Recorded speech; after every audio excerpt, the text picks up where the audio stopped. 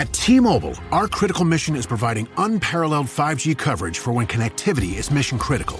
Introducing T-Priority, America's best 5G network experience for first responders, even in times of congestion. More capacity, faster speeds, better coverage. T-Priority from T-Mobile, built for tomorrow's emergencies, ready today. Discover more at t-priority.com. For qualifying organizations on eligible rate plans, coverage not available in some areas and may be impacted by emergencies. Last week was our first playoff game, and my plaque psoriasis was so itchy under all my gear. Sometimes just thinking about scratching could take me out of the moment. And then my doctor told me I could get clearer skin with a pill called Otezla. Otezla apremilast is a prescription medicine used to treat adult patients with plaque psoriasis for whom phototherapy or systemic therapy is appropriate. Otezla can help you get clearer skin after just 4 months. Okay, ready for the next game. Talking to my doctor about a pill was a total game changer. Don't use Otezla if you're allergic to it. Get medical help right away if you have trouble breathing or swallowing, swelling of the face, lips, tongue, throat, or arms. Severe diarrhea, nausea or vomiting, depression, suicidal thoughts, or weight loss can happen. Tell your doctor if any of these occur and if you have a history of depression or suicidal thoughts. Live in the moment. Ask your doctor about Otezla. Call 1-844-4-OTEZLA or visit Otezla.com for prescribing info about cost, and more. Welcome back to Generals and Napoleon. We are extremely honored and privileged, again, to have the great Michael Hamel, instructor at West Point, back on the line. How are you, Michael? Great. How are you? I don't know if great's the right word to use, but I try. Well, here's how great he is, folks. Last time he was on the podcast, it was Captain Michael Hamel, and today it is Major Michael Hamel. Is that correct? That's correct. Congrats on the promotion. That's awesome news. Thank you so much. I must be doing something right. Right. Well, we're honored to have you on the podcast. And today we're going to talk about the tactics of Napoleon, and we're going to try a little something different here. We have a little PowerPoint that's more visual than it is audio. So you can watch the PowerPoint on Spotify on our video podcast, so you can kind of see the tactics of Napoleon, strategy of central position, his campaign in Italy, and that kind of stuff. But before we get to that, I do have to read a disclaimer. Bear with me, my lovely audience. Quote, "The opinions expressed herein are those of the individual and do not reflect the official policy or position of the U.S. Army, the U.S. Military Academy, the Department of Defense, or the U.S. government," end quote. Did I get it? Thank you very much. Yep, you got it. Right. I don't think we're going to be tackling anything too controversial today, but you never know with Napoleon. Never know. Yeah, we're covering all our bases here. Again, if you want to walk through as Michael and I are talking, there's a PowerPoint. We're going to talk about basically Napoleon 101, where his tactics came from, his innovations, and we're going to show a lot of examples as we're talking. And for those of you listening in your car, I'm going to try, as is Michael, to describe it on an audio level, just listening without seeing the pictures. But again, this is more of a visual podcast, so bear with us. Okay, let's dive in, Michael. We're talking Napoleon 101. This is kind of what you talk to your students, right? This is kind of your intro to Napoleon. Yeah, it's kind of intro to Napoleon. I pulled a lot of things together, but a lot of times when you're talking Napoleon, or historians do, or they're reading, it's talking central position, interior lines, French military theorists. I kind of pulled it all together for us today, and hopefully we can get a good understanding of it all. All right, sounds good. Let's dive in. Yep. So people always talk about, historians, authors, what have you, talk about Napoleon as an innovator. But was he evolutionary or revolutionary as a tactician? Because many of his quote-unquote advancements were written about previous to his taking command, right? So I'll go ahead and tackle the second part of your question first, about all the theorists kind of leading up to it. And it all goes back to the 7 Years' War. To put it briefly, France gets its butt kicked, and this leads to a lot of introspection within France and the French military institution as a whole. And there were theorists that wrote before the war that gained some new attention, and many wrote after the war. So we're going to go back in time even further to Foulard. And Foulard, officer, tactician, theorist, and he witnesses the kind of complete evolution of firearms technology from the matchlock to the flintlock bayonet to the flintlock musket and socket bayonet. And He himself experienced substantial fighting during the War of Spanish Succession, and his main contribution to all of this discussions is the treatise on columns in the deep order. And this is his reaction to the dominance of linear formations and firepower. Because as firearms became better, we went away from the tercio, so kind of pike and shot, to thinner and thinner lines, maximum firepower to the front. And so what Foulard advocates for is a return to shock tactics and the shock of cold steel. He promoted the deep order, so giant columns, over these thinner linear formations. He wanted huge blocks of 30 soldiers wide, 100 soldiers deep, and he's inspired a lot by ancient warfare, particularly the Greek phalanx and the Spanish tercio. And he thought these columns would be used to shock through enemy lines and just break through and absolutely dominate the enemy. And there are some advantages to columns. There's better maneuverability compared to thin linear formations, and the weight of numbers could overwhelm enemy lines. It's also a little bit better against cavalry just because you're compact and able to defend yourself better. The problem is there are some major disadvantages. These large formations, they make excellent targets, and only the first couple of ranks could fire effectively. And so ultimately, all of these ideas are rejected, or at least a lot of them at the time, because firearms are getting better. Linear warfare is getting better, and his ideas are regarded as impractical. Now, Frederick the Great, he did read Foulard, and he writes a treatise refuting him, and he describes his ideas as diamonds buried in a dung heap. So a couple good things, but not a lot. Right. So he sparked some debate, but at the time, his ideas are just kind of disregarded. Okay. So moving forward in time to Maurice de Saxe. And so this guy is actually native German who serves in the French army. And he's influenced by and agreed with Foulard. So we see these theories start to build off of each other. And so when he fights in the War of Austrian Succession, he actually experiments with columns and their speed and flexibility. Mm-hmm. And his main contribution is my musings, my reveries, and it's published after he died. But once again, he argues for the deep order, so these big shot columns and their speed and flexibility. But he also advocates for dividing units into smaller subunits, which makes them more maneuverable. So he's just another building block. Moving to this next gentleman, and I apologize for this picture here. It's the best one I could find that had free use. So he's Foulard's disciple. Once again, advocates the deep order. Once again, brings up the idea that the shock of cold steel is superior to firepower. This is Francois Jean de Mesnil-Durand. Correct. Okay. I apologize. Didn't say his name. I was too focused on that amazing picture. And so he, once again, there's a pattern here. He advocates for these massive shot columns. But what he really does in the orders of French tactics is he says that all three branches of the army, so infantry, cavalry, of artillery, should be combined and integrated into a single unit for greater speed, mobility, and really flexibility. Mm-hmm.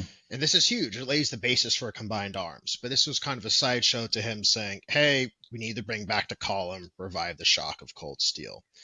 And his thoughts on combined arms, they do receive some attention. The problem is the 7 Years' War is about to break out, and it's kind of put on the shelf. And so now moving on to the Duke of Broglie. Now we are post-war.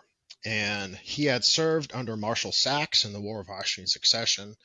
And he's one of the few, if not arguably the only, French generals who achieved success in the 7 Years' War. Mm-hmm. He won the rank of Marshal in France. He later serves as a Minister of War. So he actually has quite a bit of clout, a lot of backing to what he's saying.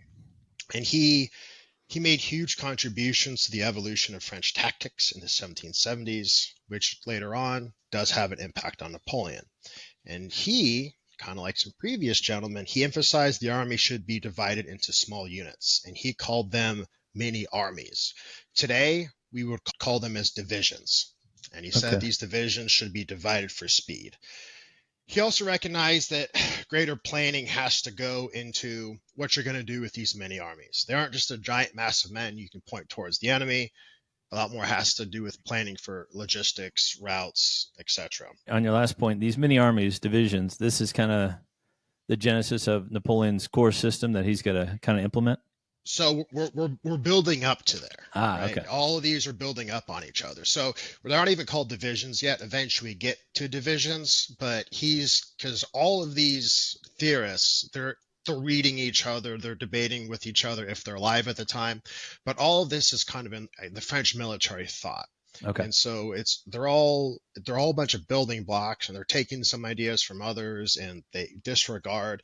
But in this case, these mini armies, which become divisions, this is definitely one of those huge things that becomes a hallmark of Napoleonic warfare. And he said these mini armies should all march towards the same objective, but on different roads, so the entire force can arrive to the battlefield more quickly. And then once they get to the battlefield, they have to be able to deploy without confusion. And this is huge. This lays the basis for the operational level of war.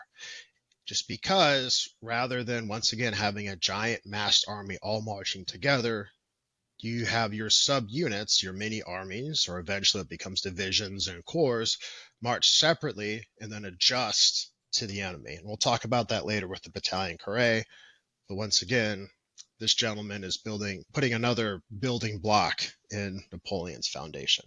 Right. And so Broglie, he pioneered these ideas during the 7 Years' War. And during the 1770s, he experimented with a lot of his ideas during war games.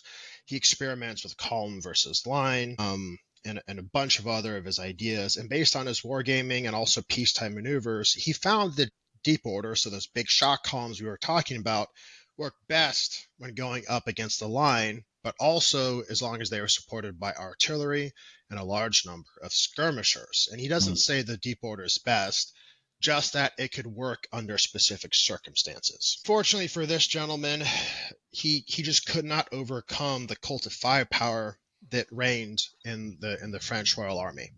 Because no matter the argument, whether him or others, they just all point and look and say, hey, just look at the Prussians. This is what they're doing. Cult of firepower, linear formations, they're the best. So unfortunately, doesn't make a lot of headway. The man who does make a lot of headway is this gentleman, Guibert. I want to start this part by saying two things. First, he is the most important French military theorist of the era, bar none. Secondly, I do want to apologize to Dr. Jonathan Abel if I get anything wrong on Guibert.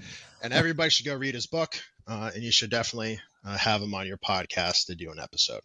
Okay. So, in 1773, he's a colonel in the French army, and he receives a rare honor. He is invited to Potsdam, Germany, where Prussian kings had their palaces, to go observe Prussian regimental maneuvers. And if you were invited there and you're a foreigner, it's a really big deal. Frederick shows him this great honor, sits down with him, talks to him about military science and art. Why does Frederick do this? Well, in 1772, Guibert had published General Essay of Tactics, and this publication are his reflections on the 7 Years' War and how the French needed to change and be ready for the next war. It is by far the best piece of literature during this time when many other works are being produced on the subject. This is the very best, and it appears in numerous editions and languages. And I'm oversimplifying here, but there's two main ideas. Idea number one, he calls for a war of movement, of rapid movement. And number two, he calls for an army of citizen soldiers, which, spoiler alert, is what happens once the French Revolution kicks off. Mm-hmm. And going into some more detail in his work, he says that the national character of the French soldier is predisposes him to more active attack rather than passive defense. He's more conservative in technical issues, meaning he doesn't outright advocate for the deep order. In fact, he rejected the whole concept of shock and said the laws of physics don't apply. But he did see the utility of small columns used in the attack, but mixed with the line for effective firepower. And so kind of this in between stance, his ideas goes into development of the mixed order, which we'll talk about later. And the mixed order is essentially you're combining line with column. And by using both, you avoid the inherent weaknesses of both. Guibert also calls for combined arms divisions that could rapidly deploy independent of each other because each division has all three branches. And the great advantage of combined arms warfare is that units could be powerful enough with all three branches that they could hold their ground until friendly units arrive. And as we'll talk about later, combined arms is really best viewed through rock, paper, scissors. Now, you recognize all of this requires a lot more planning. So once again, this is another building block in that operational level of war. So all units are acting in concert. And Guibert calls this grand tactics. The basis of that is divisions should advance the battlefield on different routes within supporting distance. So then they should deploy in the battlefield in unison. So divide, converge, unite. And I know with a lot of these theorists, I seem like I'm repeating myself, and I am, because they're all building off of each other. So that's important. Right. He also talks about getting rid of the Army's giant baggage train and the Army's dependence on it. Soldiers should only carry what they need for a couple of days and otherwise live off the land. Sounds familiar with Napoleon. He also emphasized allowing soldiers to get target practice, which is interesting because it's very expensive to do. In most units, they dry fired, and actual live fire practice was very rare at the time. So it's expensive. All of these, it's expensive. Later on, don't want to get into the science of it. The French figure out ways to make gunpowder cheaper and process it, which helps artillery across the board. But when Guibert is writing, all this is very expensive to do. Live fire drills. So all of these ideas from Guibert, all these amazing ideas, a lot of them go into the 1788 Reglement, which is like the regulations, the doctrine, the tactics for the French army. Unfortunately for Guibert, there was a huge backlash to a lot of these radical ideas. And in 1790, when he died, largely out of favor with the king and unpopular with his own officer corps, it kind of goes by the wayside. And so there's an updated 1791 Reglement, which reinstated a lot of the traditional close order linear tactics and removed a lot more of his more complicated ideas, but some of his ideas still remain. But most importantly for our discussion is this is something, his works and his ideas is something that Napoleon consumes voraciously, and he also does set up the French army to be better than it was. So if you're going to want to know one theorist, this guy's the one to know. Okay. So last theorist with Bourset. I know I just said no theorist had much of an impact on Guibert, but the one book that had the biggest impact on Napoleon was Bourset's work, The Principles of Mountain Warfare. And Bourset, he was a mountain warfare specialist, and there's three main points in his work. Number one, calls for the army to be divided into small units of 5,000 men, so division, which is going to make it easier for them to move along mountain passes. And this should only be done if the units can move within supporting distance. Kind of under this subpoint, he calls for a central reserve for the army itself. And Napoleon doesn't really pick on a central reserve until 1805, but he does read about it in this. Bourset says small units should fan out and give the appearance of attacking from multiple directions. And by spreading out, it forces the enemy to either make a decision or be unsure where the point of attack truly is. He also says small units should all converge, unite, and attack at once on the decisive point. So mass-friendly forces. And he also talks about using speed and deception. I like your point on supporting distance of each other. And then Napoleon said, so that's huge. Yeah. And he gets that from Bourset. Okay. And this is, once again, something Napoleon voraciously reads. And so Napoleon does a lot of great things, but he is pulling from all of these works. The second main point is to identify a secondary objective, attack it using a smaller force, and this is done while the main force is attacking the enemy at the decisive point. So today, in modern military parlance, we would say use that as economy of force. You're only using as big as force as necessary to go after that secondary objective, while you're massing most of your combat power against your primary objective. And so what this does, it freezes the enemy. Enemy will remain unsure of their true intentions, and they're likely to fall for that secondary objective or the feints. And so this keeps the enemy dispersed, confused, and weak across the front. His last main point is he advocates for a war of maneuver. And so he calls for large sweeping movements by the army, mainly in the form of envelopments, that 30 to 50 miles a day should be covered. And the purpose of war is to outflank the enemy, cut his communications, and force him into a battle of annihilation or decisive battle. And this is very different from the war position of the 18th century. Instead, it's more of a chess match, trying to obtain a better position than the enemy, trying to cut off their lines of communication, of supply, their home base, kind of putting the enemy in checkmate. Okay. So those are the theorists. All very good. Yeah, I knew about Sachs and Guibert, but the other ones I was not familiar with. So thank you for that. Yeah, so they're all important. They build off of each other, and there's even more. There's a huge swath of literature and theorists coming out during this time, but I think those are probably the more important one. Now, I think it's important to note that the conditions Napoleon inherited go beyond just military theory, army organization. He's also kind of inheriting a society that was revolutionary in itself, and I think there's much to be said about how the French Revolution impacted military affairs. But the biggest thing, at least in my opinion, is that the French Revolution and the levée en masse, by extension, it made manpower cheap. Armies are no longer expensive. Now soldiers can actually be used and you don't have to worry about replacing them. Because one main thing in the 18th century is during that time of limited war, you were trying to win by, taking a fortress, taking a city. And ideally, you don't want to fight because those armies are expensive. But The French Revolution makes manpower cheap.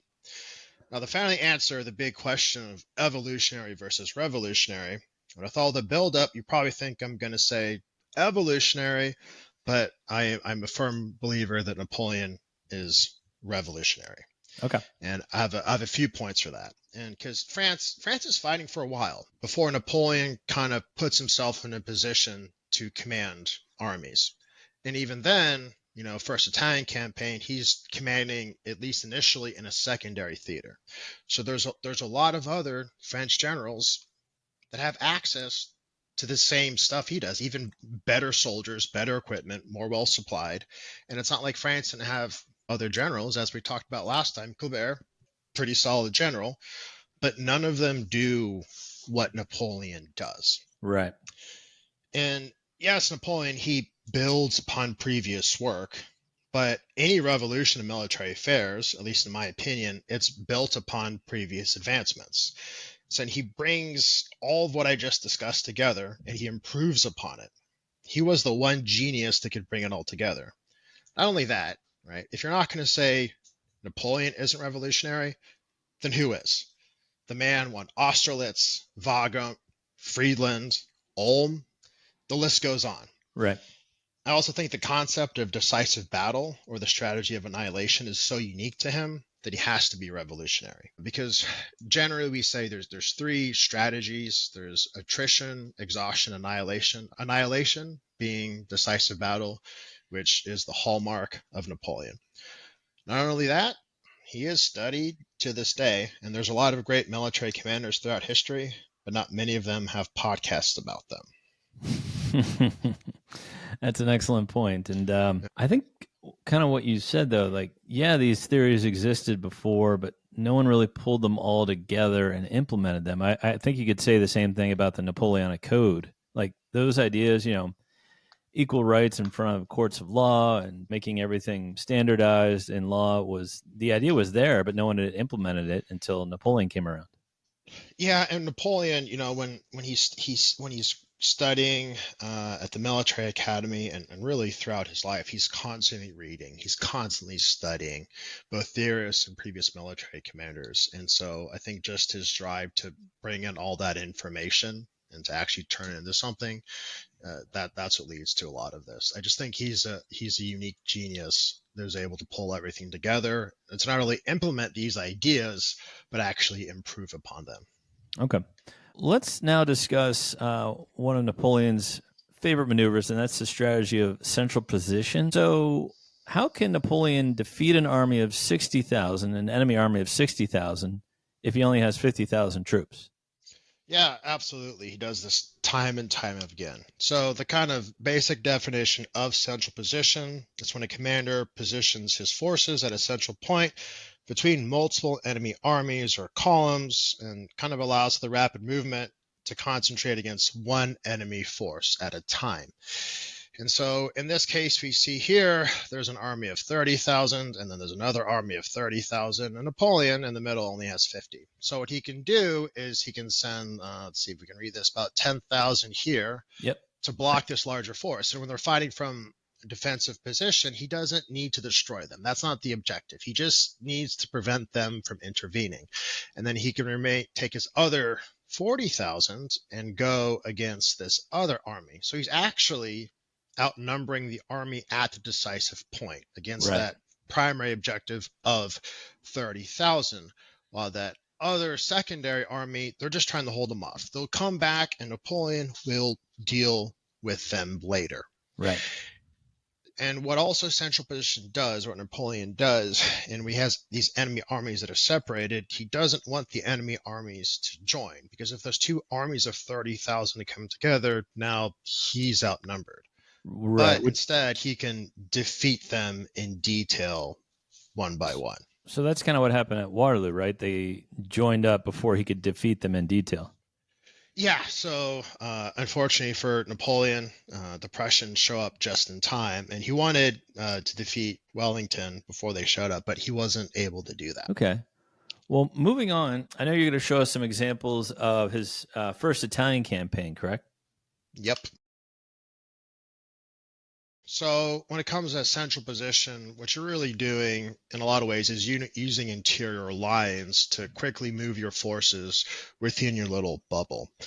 And there's multiple times throughout the first Italian campaign where Napoleon uses interior lines in central position, but I think the Rivoli campaign is a good example just because he does make some mistakes. He doesn't really know where the enemy's coming from.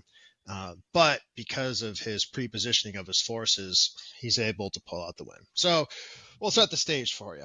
It's January 1797, and the Austrians are launching a winter offensive to get Napoleon out of northern Italy and save poor Wurmser, who's stuck in Mantua.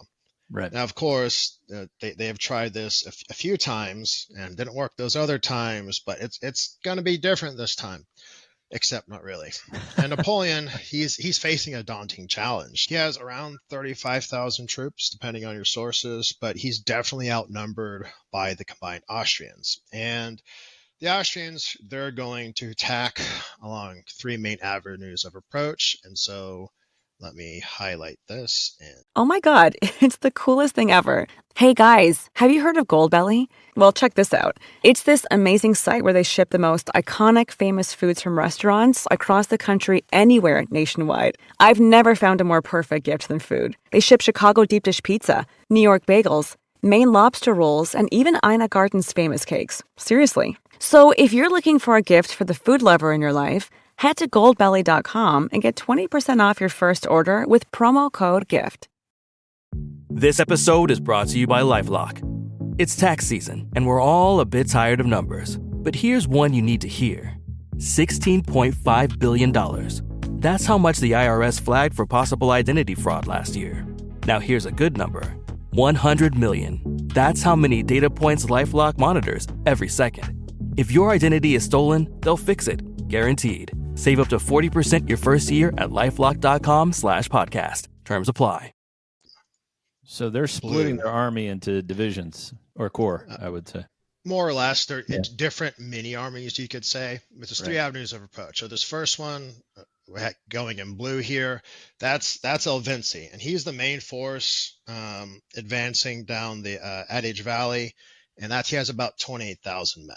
Okay. And then there's another force going down this eastern path of about 6,000 men. And then finally, there's some forces in Padua, and they're advancing with about 9,000 men. And so what you'll see here is you would think, oh, we were just talking about, splitting up your forces, advancing on multiple avenues of approach. The Austrians are doing the same thing that Napoleon's doing and all the theorists said. Not so much, because you have all these mountains in the way.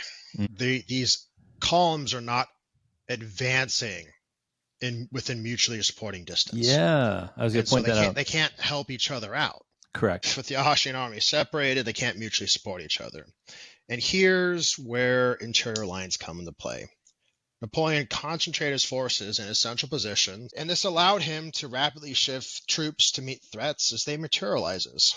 So they're organized into smaller, self-sustaining divisions that can move independently, yet come together for mutual support, which, going back, is a concept inspired by Bourset, Guibert, etc.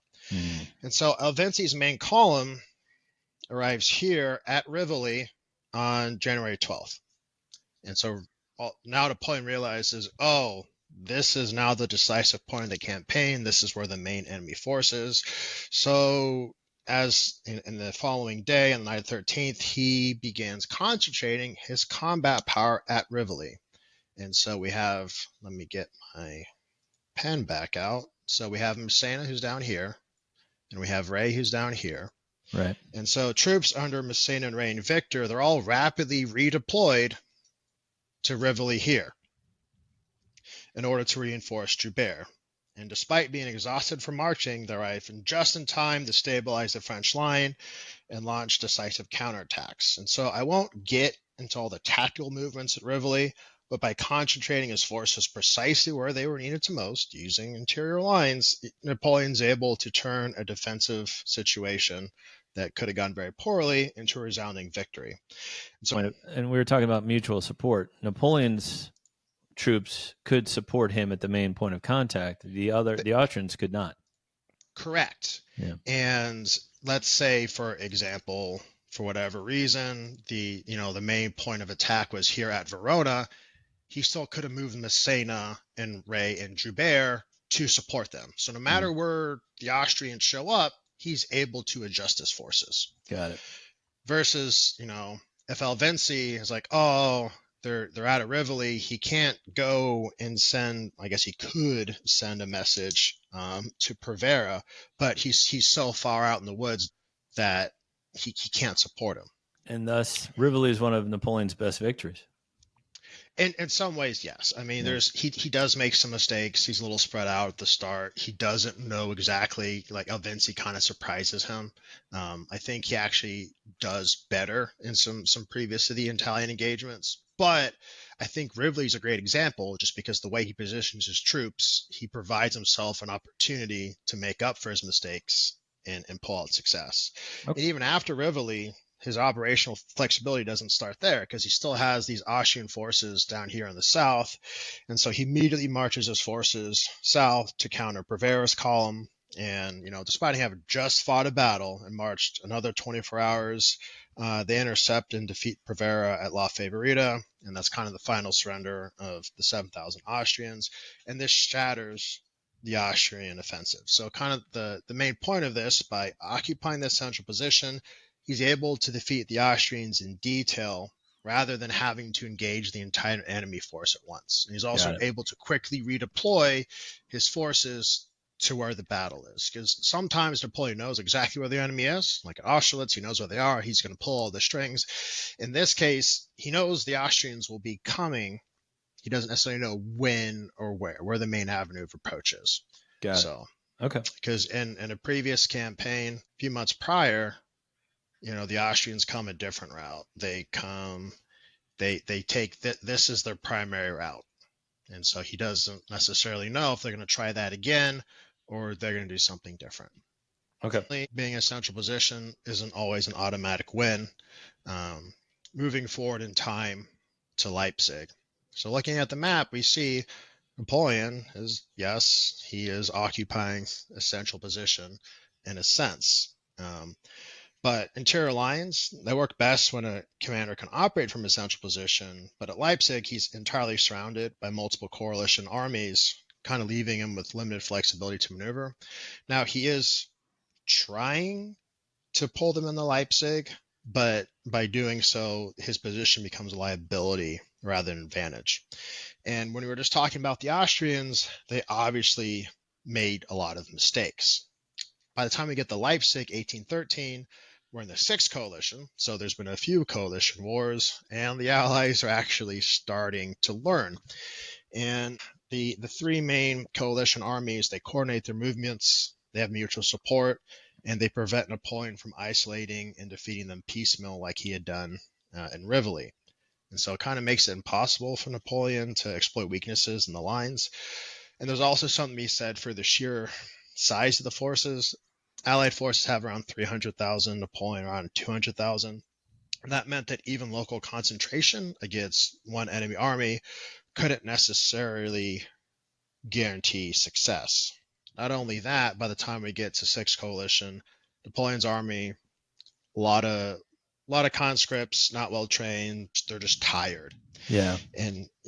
And not only that, if you look at the terrain here, there's no mountains to exploit. Right. It's all very open. So unlike at Rivoli, where the narrow valley terrain neutralized the Austrians' numerical superiority, the open terrain doesn't allow him to do that.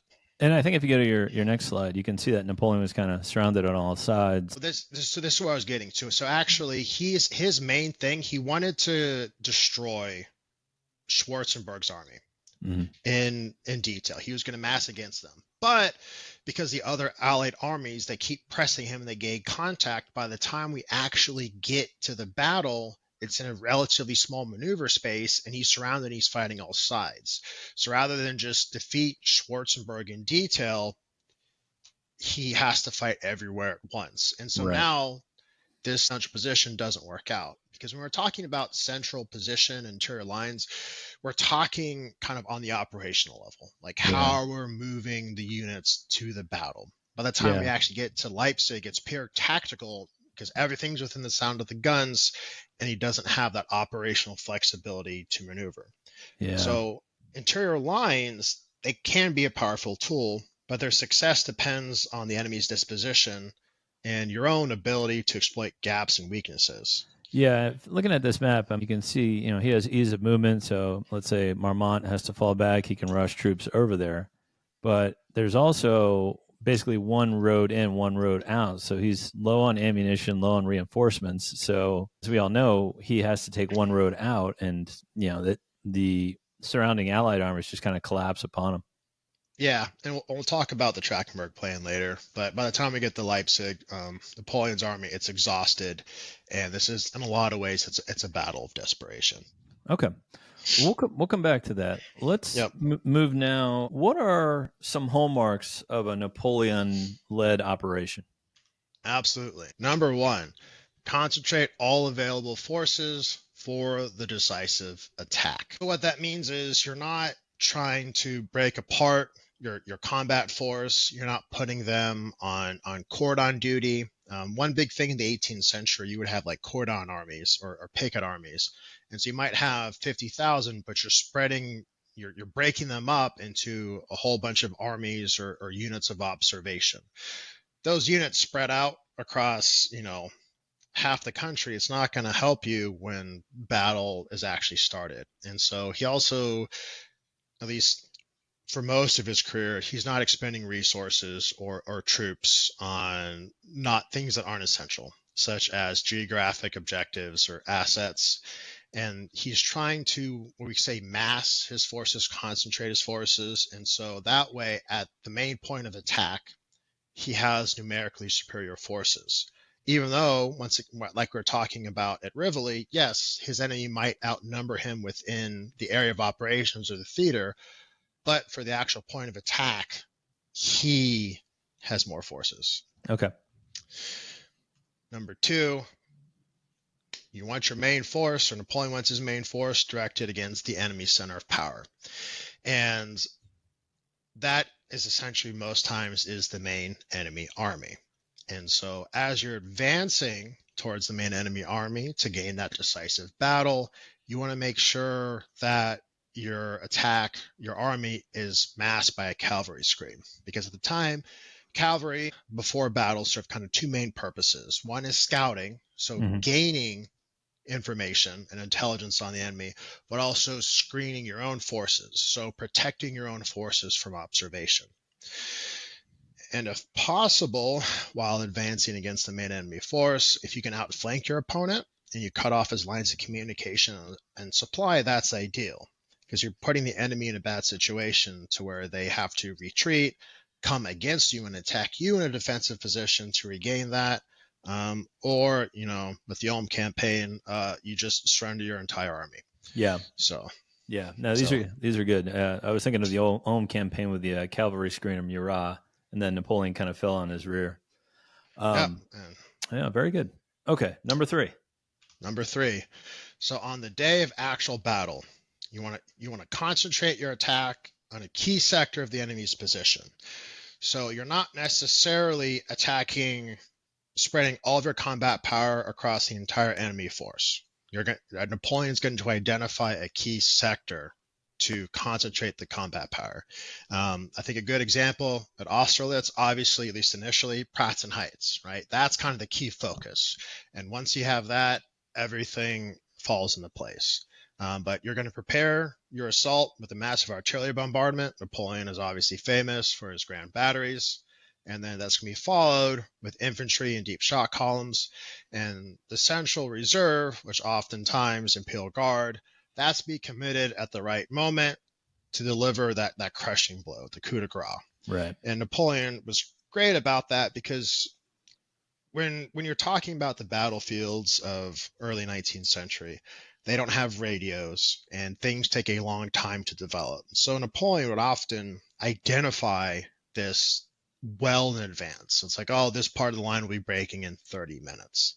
At the same time, that's why he was often positioned right on top of his reserve or the guard, so he could directly give orders to them. Got it.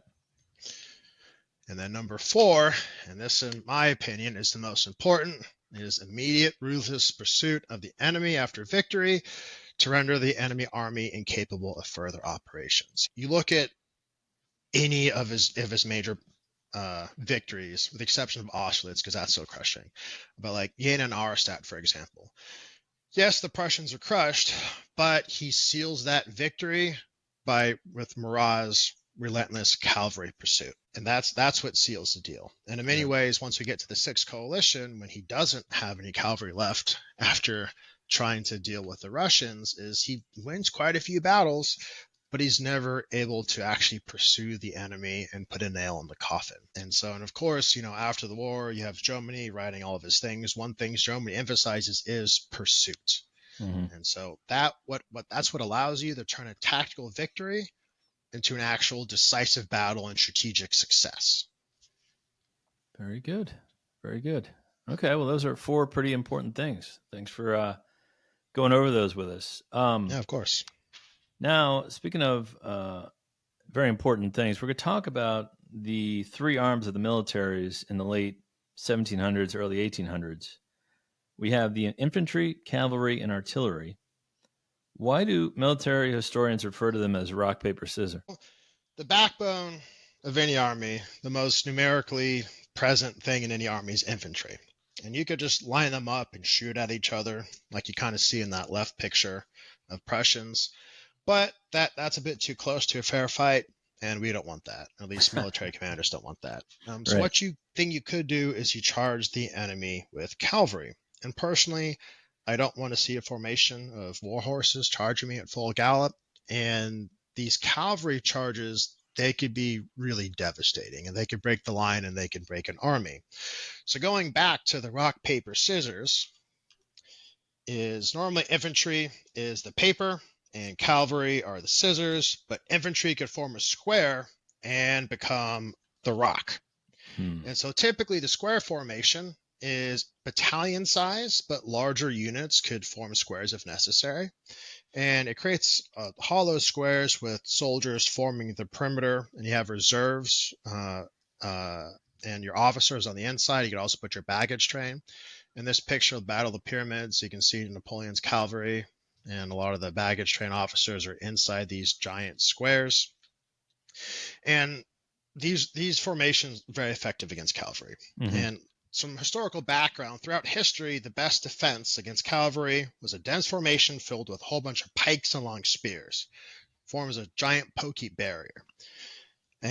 But the bayonet, specifically the socket bayonet, it revolutionizes defense. So now infantry has a weapon, the musket, that's effective for both melee defense and also firepower.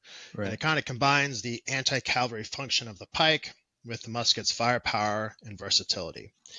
And generally, squares prevented cavalry from breaking through because of all the bayonets and very disciplined fire by ranks. But in order for your square to be effective, you did have to have that disciplined musket fire, and you had to make sure you fired when they were close. Oftentimes, cavalry would wheel in and out trying to get them to fire too early. Mm-hmm. And there are some limitations to the square. So it requires coordination to transition quickly between the line and square formations. If you're not well trained, it could take too long, and by the time the cavalry gets there, you're not formed into the square. It also depends on a lot of discipline from the troops to maintain the formation under pressure from the cavalry assaults, and also limits your firepower to the front. You only have 25% of your firepower to either side, or really to the side facing the main enemy force. Right. And of course, the square is static. You're not really moving anywhere very quickly. Right. And so this painting I have here, this is the Battle of the Pyramids. And so typically you have a battalion form a square, I think 500 to 1,000 men. Here, Napoleon forms divisional size squares. So these absolutely giant squares, oftentimes, as you can see here, the square could be kind of supported by artillery on the corners. And as the cavalry got close, they could go and run back inside the square. But obviously at this battle, the squares are absolutely devastating, and they work great against cavalry. The problem is with squares, once again, going back to rock, paper, scissors, is infantry packed tightly into a square are easy targets for artillery, particularly canister shot at close range. This is Civil War era canister shot, but same exact concept. And what canister shot does is it's a cannon-sized shotgun. And so the range is varied, but at a 12-pounder Napoleon, you're looking at like 600 meters mass effective range, but ideally closer. Right. So ideally, if you're a Napoleon or any commander, and you're attacking the enemy, you could press an infantry formation with cavalry. So the infantry, your enemy infantry, they form the square. But then once they form the square, you can catch them in the square with artillery. Right. Or even if you have that cavalry which is backed by infantry coming up, if you just have your own infantry in a line, you can catch the square because only 25% firepower to the front. And of course, you could also use artillery with solid shot at longer ranges against infantry formations for counter battery fire. And we didn't go into the nitpickiness or the play-by-play of Napoleon at the tactical level, but that's what often he would do, right? It wouldn't just be a cavalry charge. It would be coordinated with follow-on infantry attacks or follow-on artillery bombardment with his horse artillery. So that way they're caught out of position and then they get eviscerated. And that's what they mean by a combined arms attack. Like, send the cavalry, force them to get into a square, and then I'm going to bring up artillery to follow that up. Absolutely. And so, each kind of arm of the army at the time, they all have their strengths and weaknesses, and then you're going to play those off of each other. And combined arms, it doesn't just mean, we have a division or a unit with artillery, cavalry, infantry. What it means is we're coordinating those three branches together in our attack. Yeah. And so they're not operating independently, they're operating in concert. Yeah. And horses aren't stupid animals. If there's a wall of humans with bayonets bristling at every edge, they're not going to charge into that. Generally, no. There are accounts of squares being broken. Sure. Rarely. But certainly it's not ideal. Yeah. But if you had a disciplined infantry formation, very unlikely the squares were going to break. I mean, the French, they tried their best at Waterloo, but the British didn't break. Well, yeah, I've read a few accounts where, and it's so rare that when a square breaks, it's a big headline. Like Garcia Hernandez, I think General Foy's divisions formed square, and I think one of one of the infantrymen fired too late, and the horse kind of was killed, but it plowed into the line and made a hole in a square, and that's how the British were able to get into that square. So they are breakable on occasion, but it's very, very rare. No, so it's possible. It's not impossible, some people say, but I wouldn't want to charge into that personally. Okay, so moving on, let's talk about the infantry side of formations. I know you brought it up earlier. We're talking line versus column. Can you kind of walk us through that and what battalion carré is? So we'll start off with the line, and I'm going to talk each formation off this same slide for comparison's sake. So right now I have the line highlighted with this yellow oval here. And what this allows you to do, it's maximum firepower to the front. It's hard to maneuver. Once in place, you can kind of wheel it back and forth, but you're not getting anywhere quickly. Typically 3 ranks deep. The British, they like 2 ranks, but typically 3 ranks deep. Each rank can fire, and it allows you to get maximum firepower to the front. You can just throw as much lead downrange as fast as you can reload. So that's kind of the basic line formation. Okay. Now we have these columns highlighted. And so the column, they're easier to maneuver, and they can allow you to punch through the enemy with that shock of cold steel Fallard was talking about. But you sacrifice firepower to the front. And at best, only the first few ranks can fire. The guy 10 rows back, he can't fire. I guess he could try, but he's just going to hit his buddy.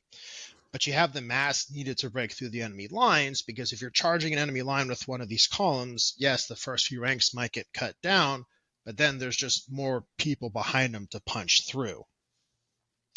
But now, best of all, we have the mixed order that Hubert wanted.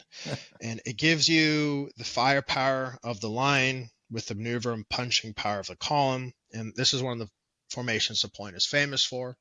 And so to try to explain this to people that are listening, you have your typical line formation, but interspersed in the line, you have these attack columns. And so as they advance, not only do you have that, but you also have skirmishers to the front, which are going to go forward, and they're going to harass the enemy. They're going to try to break up those lines, which are followed by your own line formations with firepower. So by the time these shot columns are hitting the enemy line is broken up, they're disoriented, and they just don't have the depth to withstand an attack. Okay. Make sense? Got it. Very interesting.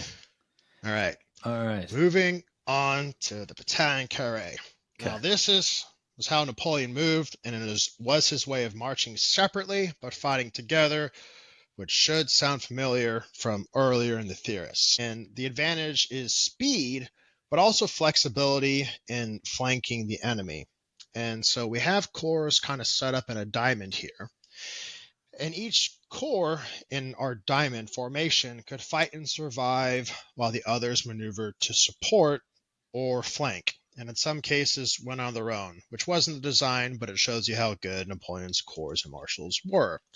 And so this lead northernmost corps, that'd be the advance guard. And then you have corps on either other side of the diamond as the flank. And between each corps, you're going to have 1 day's march. They have a decent amount of distance between them, but it's going to allow them to relatively quickly come to the battle. Let's say the enemy, like we're marching north. Here's the presumed enemy position, but we get intelligence that the enemy position is actually to our west. Right. So if the enemy shows up on the flank, the corps can now very quickly reorient. An existing example with the enemy on our left. So the corps that was our left flank is now our new advance guard. Our old advance guard, now the right flank. This corps to the south is the new left flank, and this one in the east, that's our new reserve. And so no matter where the enemy comes from, we're good. And even from this new reserve to the advance guard, that's about 2 to 3 days march. And ideally, Napoleon is always in the center. That way he can march where he needs to, coordinate what he needs to. And of course, in addition to the battalion carré, what Napoleon told all of his marshals, in the absence of orders, you march to the sound of the guns.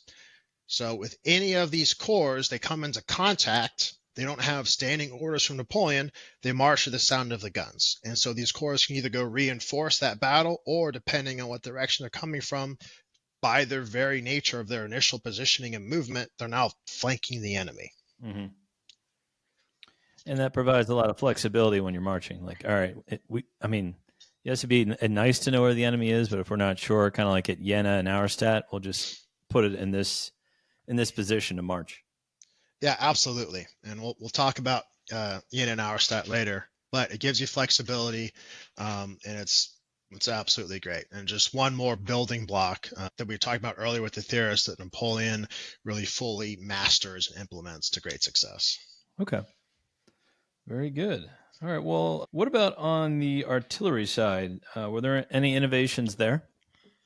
Absolutely. The French, by the time Napoleon comes along, they have the best artillery system in Europe, thanks to the Gribeauval system. Before the Gribeauval system, cannons, when they were cast along kind of a mold that had a hollow core. And the problem is this led to a lot of variation in the bore sizes, which led to decreased accuracy.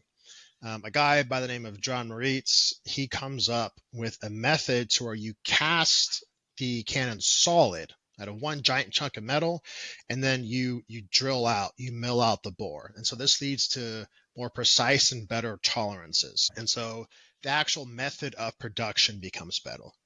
But Gribeauval, he does a lot of other things. He standardizes calibers, and as you can see on the slide, but there's also other improvements. The rounds now come pre-packaged, and it's a much faster rate of fire than the old system.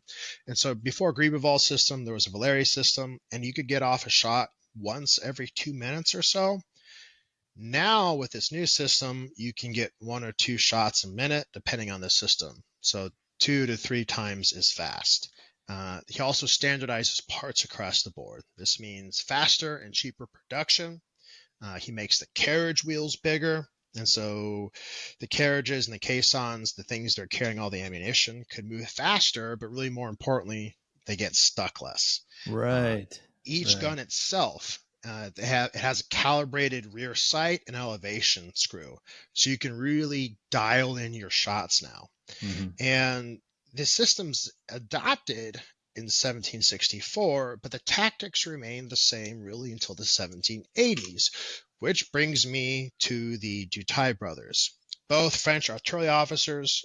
Jean-Pierre Dutai, he ran the best artillery school in Europe, and his younger brother on the left wrote the use of the new artillery. And to summarize their findings and arguments, they advocated for lighter, more mobile guns, and to mass the guns in larger batteries, a grand battery, if you will. And traditionally, cannons, they were spread out across the battlefield, but the Dutai brothers said, no, you keep the guns together and use them as anti-personnel weapons rather than to counter enemy artillery fire. Instead, they argued for horse artillery should be used for counter battery fire. And of course, it's also good to note that Napoleon studied under Jean-Pierre Dutai, and he also participated in many of their experiments.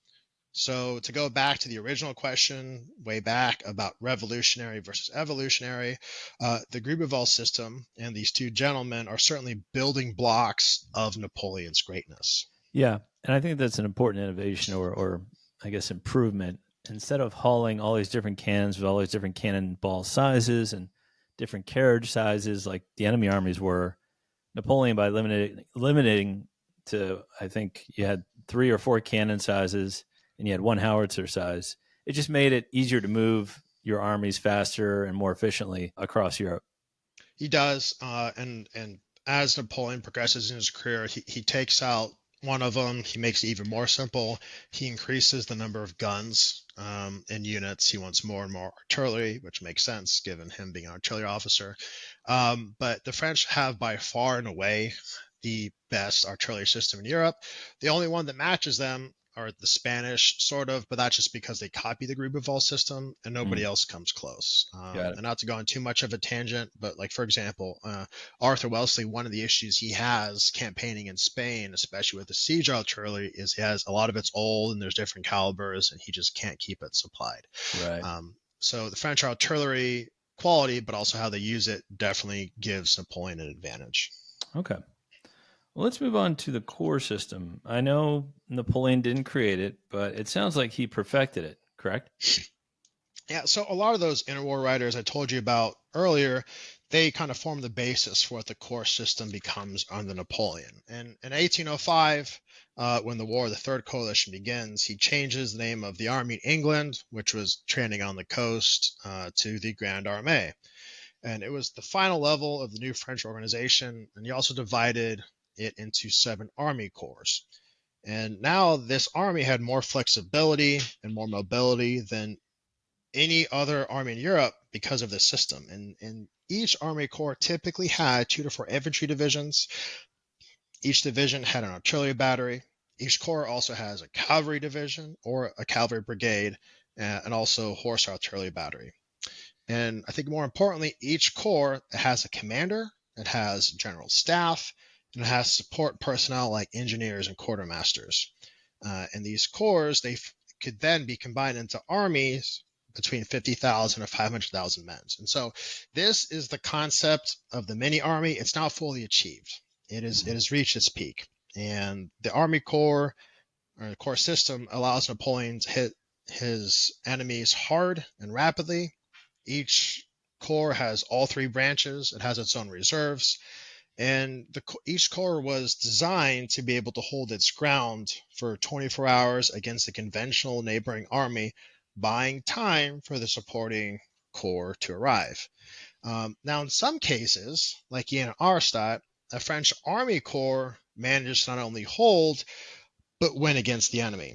And leading up to the engagement, Napoleon is advancing in his traditional battalion carré with 180,000 troops across the multiple columns, which is maintaining the flexibility to converge. And the battalion carré creates a lot of uncertainty for the Prussians, who disperses their forces to guard multiple avenues of approach. So if you look in the map, we have Brunswick up here. His units are dispersed all over the place.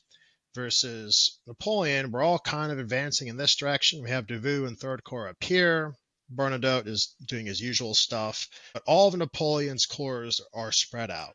And so by the time we get to the actual battle, well, really upon Napoleon locating the Prussians, Napoleon can pivot all his formations very quickly. And he concentrates most of his army against Hohenlohe, who he thought was the main enemy army, but he's able to mass them in a matter of hours. But it's really a dual success, both for the battalion carré, for the corps system, for Napoleon, because at Jena, where Napoleon masses his force, and he does destroy a significant portion of the Prussian army, which he thinks is the main one.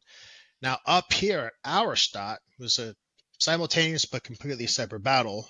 Davout's single corps by itself not only holds off, but it defeats a larger Prussian force, which is really the bulk of the Prussian army. And so not only does the corps system allow Davout to survive, he actually somehow wins. And that's kind of on miscalculation of Napoleon. He thought he's facing the main army. He wasn't. Even after learning about Davout's success, he's like, oh, I don't like that.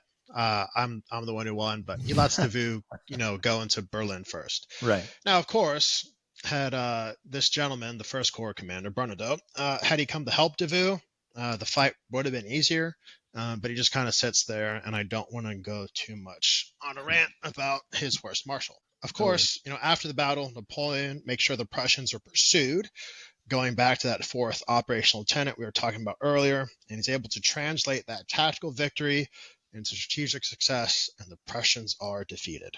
Yeah, I remember reading about the pursuit of the 3 marshals, including Bernadotte, and kind of swept up the remnants of the Prussian army. Yeah, so not only is it a great victory, but he seals that victory with that pursuit. Yeah. Okay, another interesting concept, and again, I know Napoleon did not originate this one, but it was copied by his enemies, which is the concept of a chief of staff and a headquarters staff. They had these in other armies too, because I know it was very important in the Prussian army and the Austrian army, but let's talk about this. So the Austrians, they actually had an okay one well before the Napoleonic Wars, but we'll talk through it. So I don't think anyone could really replicate Berthier. I'm actually not the biggest fan of Napoleon's staff, but I'll get into that. Now, his staff, it included a large number of intelligence officers, and their main duty was to feed Napoleon information rather than that formulate plans for the army. That was Napoleon's job. They're fact finders. They're pretty much Napoleon's Google search engine. Hey, what's the tide of this river? Where is this? Just all of that, right? He Googled using his staff officers. His staff numbered about 400 officers, and he had 3 bureaus in the staff. There's a Bureau of Intelligence, of Topography, maps, and then of correspondence. And Napoleon, he gets all this information. He soaks it up like a sponge, and then he's the one to make decisions. He's the one to formulate strategy and provide the operational orders for his corps commanders. If Napoleon was at the battle, he was on the battlefield, he was the one directing everything. And he really did have a charisma that was seldom seen on the battlefields of Europe. But I think his biggest problem was he failed to grasp the importance of a general staff system. His general staff functioned more like a secretariat. And Berthier's role, chief of staff, his genius, his role was to take Napoleon's complicated orders, rewrite and simplify them, and then to hand them out. It wasn't really two-way communication. It was more Napoleon's making the decision. He's developing the plans, one-man system. Hey, Berthier, here's what I want you to do. Berthier had the amazing talent of translating it to the corps commanders, to the marshals, making it happen. And the superior model, at least in my opinion, was the Prussian model that they began developing in 1806 after they absolutely get smashed. There were some movement towards this in the previous years, but their defeat really serves as a catalyst. And on the Prussian model, generally speaking, the staff, it's the intellectual nerve center of the army. So that the army isn't dependent on one man. And the Prussian model is essentially what the modern model of a staff is on what we operate today, at least in the United States Army. The staff advises the commander up until the point of decision. So they are very much part of the planning process. And while I don't want to say that under the Prussian model, the army commander and the chief of staff were equals, they weren't, but there was a lot more collaboration and crosstalk versus with Napoleon and Berthier, where the conversation is all one way. Right. And of course, Gneisenau, chief of staff, he's paired up with Blücher, and he kind of cements the importance of the role of that chief of staff. So in many ways, I don't know if copied is the right word, but Napoleon certainly provided the catalyst needed for reform. Yeah, it's just an interesting system. You know, Marshal Berthier is there to, like you said, collect all the information, hand it to Napoleon, and then get Napoleon's orders, and then disseminate it to Murat, Ney, Davout, whoever, and make it easily understandable. Like, this is where you need to be at this time, at this point on the map, and, you know, go do it. And he had to be very clear with everyone. Yeah, I think Berthier, depending on who you talk to, I don't think he gets enough credit. And I agree. I don't think Napoleon is nearly successful without Berthier. Now, of course, you know, the one time Berthier tried to kind of command on his own in the absence of Napoleon, doesn't go so well, but, you know, everyone's good at certain things. And the one time Waterloo campaign where it didn't have Berthier, it didn't go well. Yeah, if only I had him. Yeah. But that's another conversation. Yeah, indeed. Okay, there's an interesting moment in 1813 where Marshal Bernadotte has gone over to the Allies, as has former French General Moreau, and they tell the Allies that even though they have more troops, artillery than Napoleon, that they're unlikely to beat Napoleon. What was the Trachenberg plan? So let's quickly go through the Allies' record with fighting Napoleon and another coalition. Or the third coalition. Ulm campaign, the Austrian army under Mack, they surrendered after being encircled by Napoleon. And of course, at Austerlitz, the Russo-Austrian army is defeated and one of the greatest victories of all time. But the kind of takeaway here is all the major coalition powers are defeated separately. The Austrian army, about 50,000, doesn't combine with the other forces. Or the fourth coalition, you have Jena and Auerstadt, the Prussians, are crushed by Napoleon, and the Russians haven't even showed up yet. And of course, they're eventually taken out in Friedland, but once again, you have the two major coalition powers in this war. They're defeated separately. But moving to 1813 and this war, the Sixth Coalition you're asking about, the Allies still suffer a series of defeats and near disasters at the hands of Napoleon and like Lutzen, Bautzen, and this is despite Napoleon's army having been devastated in Russia. I'm of the opinion if Napoleon actually has some cavalry to pursue, he's able to do more with those. So in order to have a chance at winning, the Allies developed the Trachenberg Plan, which boils down to don't fight Napoleon alone. So the three Allied armies would form a wide arc that kind of contained the French, and they would only fight detached French corps, not Napoleon. So if there's a corps by itself, yeah, we'll go fight them. Napoleon's there, let's just run away. Right. And so if Napoleon tried to concentrate against one Allied army, that army retreats, and the other two would attack Napoleon's flank and line of communications. So just kind of nip at his heels. And the plan is successful. After the summer armistice, the Allies exhaust the French, and they just keep chipping away. In those series of weeks, the French lose about 150,000 men. There's about another 50,000 on the sick list. They lose 300 guns. And so Napoleon is desperate. And so he draws the Allies into Leipzig. And I said earlier, he wants to destroy Schwarzenberg's army to the south of the city. But because the Allies are actually coordinating with each other, they converge on all sides. And so he isn't able to concentrate his forces for the attack. So in conclusion, the Trachenberg Plan is not to fight Napoleon alone, and the plan works. A really good idea by the Allies, because it does two things, in my opinion. Builds your army's morale because you get quick victories over the marshals, but not Napoleon. So it shows that, hey, we can beat these guys. And secondly, it's wearing out Napoleon, his Imperial Guard, and the main part of the army, because they're kind of running to every front trying to catch up, but they're probably wondering, well, why do they keep retreating when we show up? So it's wearing out Napoleon. Yeah, they're tired. I mean, they're tired from last year, the ones who survived Russia.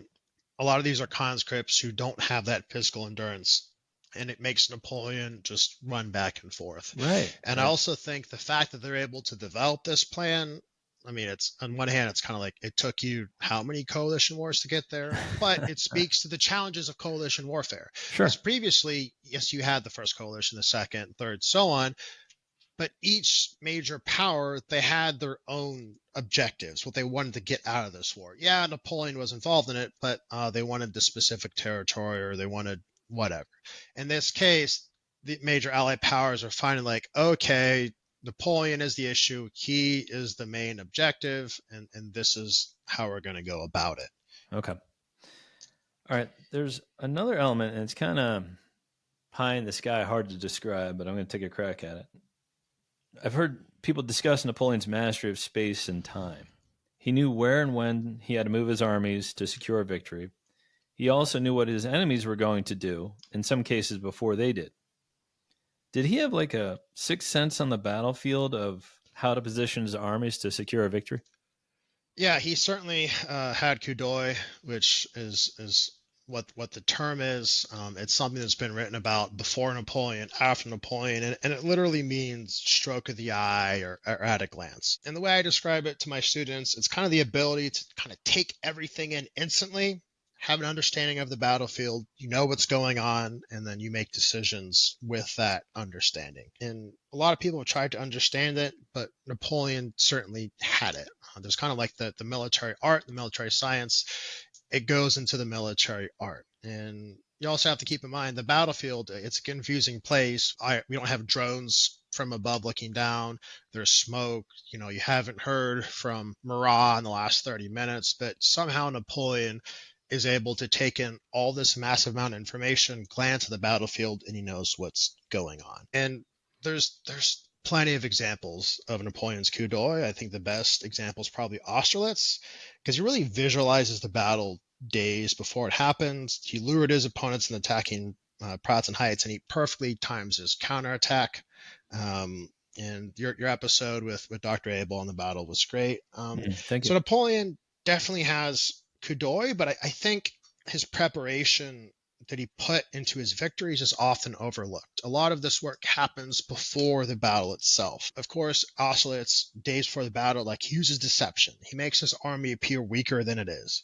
He baits the Allied delegation. He's like, "Oh, I'm so weak. Please don't attack me." He's the puppet master pulling the strings. He also spends the time before the battle himself, but also that staff we were talking about, just gathering a massive amount of information from the locals about the terrain, about the weather, about enemy dispositions, knowing that the fog was going to be there to hide that counterattack. So he definitely has coup d'oeil, but I think a lot of that has to do with the preparations he put before the engagements themselves. Ryan Reynolds here from Mint Mobile with a message for everyone paying big wireless way too much. Please, for the love of everything good in this world, stop. With Mint, you can get premium wireless for just $15 a month. Of course, if you enjoy overpaying, no judgments, but that's weird. Okay, one judgment. Anyway, give it a try at mintmobile.com/switch. Upfront payment of $45 for 3-month plan, equivalent to $15 per month required. Intro rate first 3 months only, then full price plan options available. Taxes and fees extra. See full terms at mintmobile.com.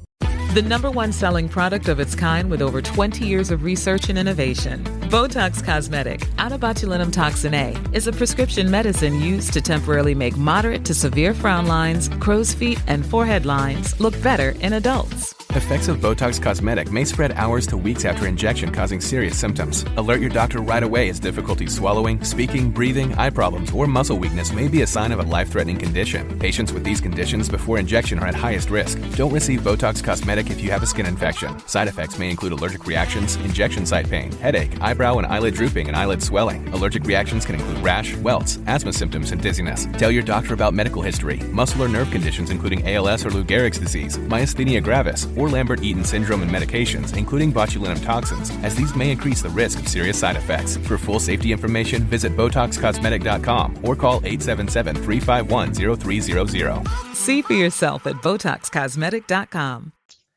Yeah, and I think there's something to, I think it was Patton's quote, a good plan today, violently executed, is better than a perfect plan tomorrow. 100%. There's the point where, all right, you have all your maps and you have all your information, but you just got to go in and hope for the best.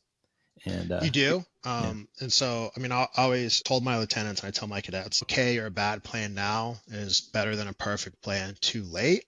And there's no plan is ever going to be perfect. No plan's ever going to survive first contact with the enemy. But that doesn't mean planning is important. Right. I think I might get the general wrong, and the quote was highly wrong, but I think it's Eisenhower who said, planning is nothing, but planning is everything. And it makes sense to me because you have to put in the prep work, and the more of a plan that you have that you can deviate from, the better, because all that preparation will still come into play, the analysis, the training, etc. And so there's certainly the initial plan and be able to react. But part of the reason he's able to pull off Austerlitz is because he has good corps commanders. He has a corps system. He's able to count on Davout marching over 80 miles in a matter of days, and just shows up at the battle, which of course the Allies weren't expecting.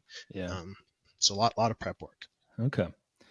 Well, my final question is, what elements of Napoleon's victories and battlefield planning are important for today's armies to learn and master?